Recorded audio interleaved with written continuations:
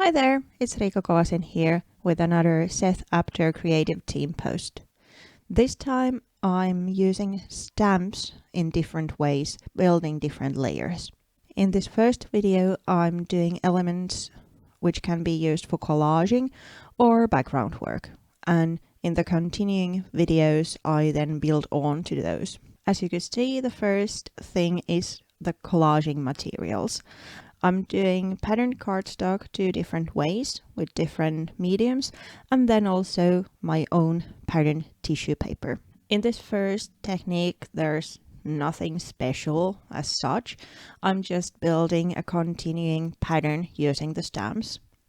In the first one, I'm using Edges stamp set, and in the other one, mislabeled.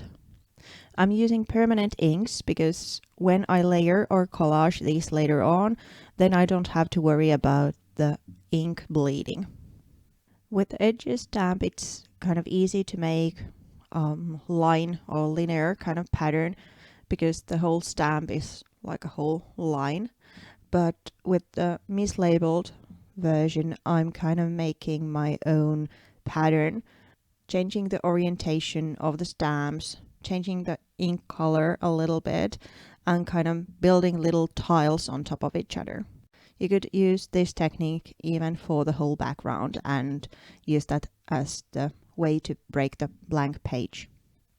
For the next version, I'm using water-soluble crayons to stamp, so you don't always have to limit yourself to different inks, but you can use paints or markers or crayons as well.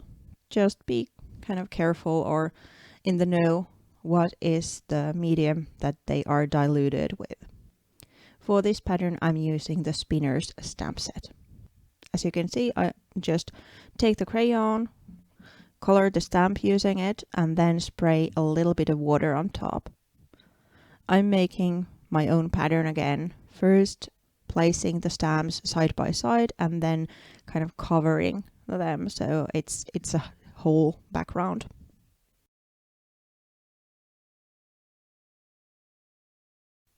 Then onwards to the tissue paper versions. The first one is again really easy, just that kind of gives you an idea that you can make your own patterned tissue papers and use those for collaging. You don't always have to buy a ready-made version. I'm using just white tissue paper and permanent black ink, and then mixing a couple of different stamp sets. The big image is from Headlines, and then I'm mixing some Edges and Spinners there as well. I'm kind of keeping the head as the focal point and then creating subtle pattern around it. But the other way is to pattern the whole tissue paper and then tear it into pieces when collaging. So this version is more to that. Just remember to use a permanent ink when you're stamping, so when you start collaging, the ink won't bleed. Then another way to pattern tissue paper. This time I'm using acrylic paint, and I'm making myself a kind of an ink pad in a way, using Jelly Art's printing plate as my source for the paint. This allows me to get a really thin layer of paint to the stamp. I'm mixing in a couple of colors and also different stamp sets, which you can read from the text, and just first stamping different items to the tissue paper, and then I also clean my plate with the tissue paper. And again, this is perfect collage material, so you can tear it in pieces or use it as a whole thing, depending what you're working on. Just remember to clean your stamps after use, so the acrylic paint won't stick permanently to them.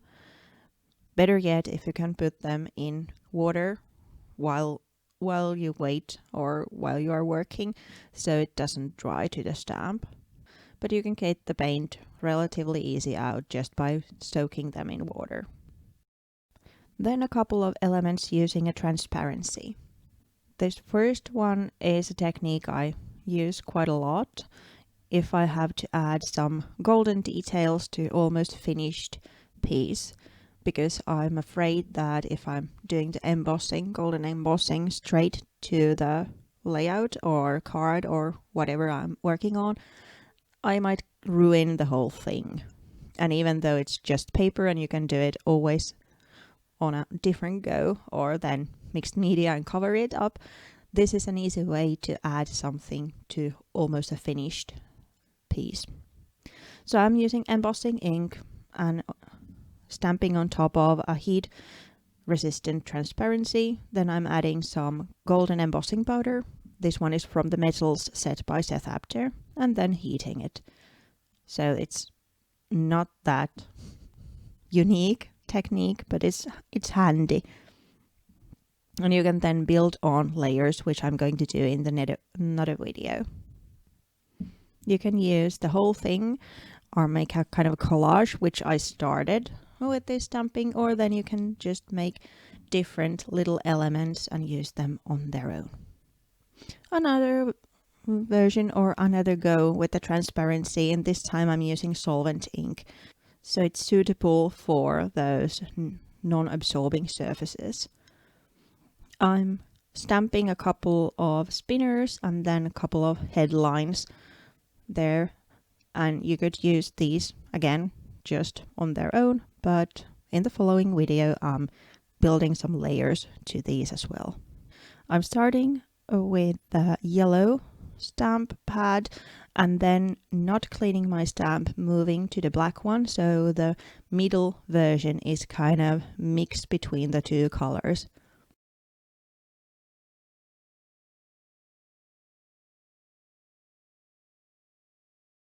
Then, last but not least, some embellishments. While the other techniques have been more like elements which you can then layer or collage, these are almost done in one go. I'm first stamping the mislabeled to white cardstock and using permanent ink, but at this stage it doesn't matter. This is kind of just sketching the size of the label. Then I got them loose, add some embossing ink to the piece and emboss it multiple times using metallic embossing powder.